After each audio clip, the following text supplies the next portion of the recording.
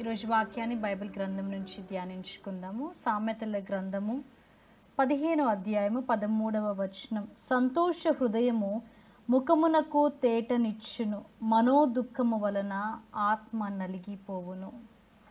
వాక్యంలో మనం చూసినట్లయితే మరి నెమ్మది లేని స్థితిలో మనం ఉన్నప్పుడు, నలిగిపోయిన స్థితిలో మనం ఉన్నప్పుడు సంతోషం అనేది కరువైపోతుంది. మొదటి సమూయేలు గ్రంథం 1వ అధ్యాయంలో మనము చూసినప్పుడు ఇక్కడ హన్నా బహుదుఃఖాక్రాంతురాలై ప్రార్థన చేయడము మనము చూస్తాం.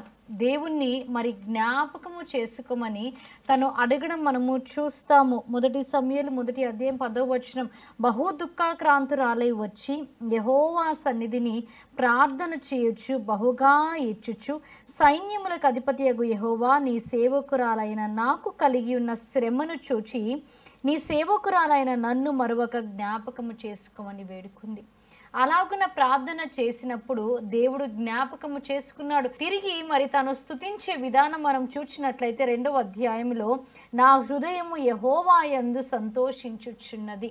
మరి ఎంతో నలిగిపోయింది, బహు దుఃఖాక్రాంతురాలిగా తనక్కడ ప్రార్థన చేయుచున్నది. కానీ దేవుడు తనని జ్ఞాపకము చేసుకొని ఉన్నాడు. అలాగనే ఇశ్రాయేలీయులు కూడా నిర్గమకాండం 14వ అధ్యాయంలో మనము చూసినప్పుడు మరి వీరు ఇక్కడ నలిగిపోయి ఉన్నారు. వారి ముందు చూసినప్పుడు ఎర్ర సముద్రము కనబడుతుంది, వెనకాలేమో ఐగుప్తీయులు వారిని తరుముతున్నారు. మరి మోషేని ఐగుప్తులో సమాధులు లేవని మమ్మల్ని అరణ్యంలోనికి తీసుకొని వచ్చావా, మేము మరలా ఐగుప్తీయుల దగ్గరికి దాసులుగా మేము వెళ్ళిపోతాము అని చెప్పడము, అక్కడ మరి మోషేని నానా మాటలు అనడం మనము చూస్తాం. కానీ మోషే అక్కడ మీరు భయపడకుడి, మరలా ఐగుప్తీయులని మరలా మీరు చూడరు అని చెప్పడం మనము చూస్తాం. ఎప్పుడైతే మరి వారు ఎర్ర సముద్రముని దాటి ఉన్నారో దేవుడు వారికి నెమ్మదిని దయచేసి ఉన్నారు, సంతోషాన్ని దయచేసి ఉన్నారు. ఆ సమయము వరకు కూడా వారు ఎంతగానో నలిగిపోయి ఉన్నారు, భయపడుతున్న సమయము. ఎందుకంటే ముందు చూస్తే సముద్రం ఉంది, అలాగే వెనుకల చూస్తే శత్రువులు తరుముతున్నారు. మరి ఎటుగాని పరిస్థితిలో వారు ఉన్నారని వారు ఎంతో బాధతో దుఃఖముతో ఉన్నారు. కానీ దేవుడు ఆ నలిగిన హృదయంకి సంతోషాన్ని దయచేసి ఉన్నారు. ఈరోజు కూడా నీవు నలిగిన స్థితిలో ఉన్నావేమో, నలిగిన స్థితిలో మరి బాధపడుతూ ఒక మూలకి కూర్చొని మరి నువ్వు ఏడుస్తూ ఉన్నావేమో, దేవుడు వాక్యం ద్వారా నీతో మాట్లాడుచున్నాడు.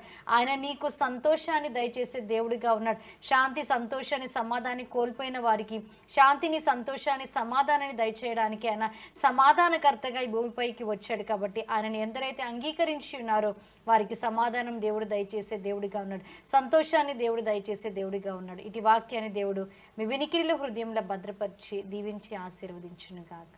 ఆమేన్. ప్రార్థన చేసుకుందాం. మహాగణుడా, మహోన్నతుడా, పరిశుద్ధుడా, మీకు స్తుతులు స్తోత్రాలు తండ్రి.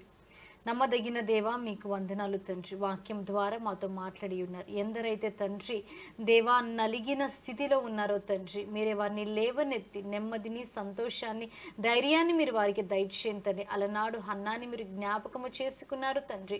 దేవా బహు దుఃఖాక్రాంతురాలుగా తను ప్రార్థన చేసినప్పుడు తండ్రి తనను జ్ఞాపకము చేసుకొని తిరిగి సంతోషాన్ని దేవుడు నాకు దయచేసాడని తండ్రి ఎలాగునైతే మిమ్మల్ని స్తుతించిందో తండ్రి దేవా, అలాగున తండ్రి దేవా ఈ వాక్యము విన్నవారు మిమ్మల్ని స్తుతించులాగున సహాయము చేయండి, తోడై ఉండండి. కోల్పోయిన సంతోషాన్ని తిరిగి వారికి దయచేయండి తండ్రి. యేసుక్రీస్తు నామములో అడిగి వేడుకుంటున్నాం ప్రియ పరలోకపు తండ్రి. ఆమేన్. మరణాత. దేవుడు మిమ్మల్ని అందరినీ దీవించి ఆశీర్వదించును గాక.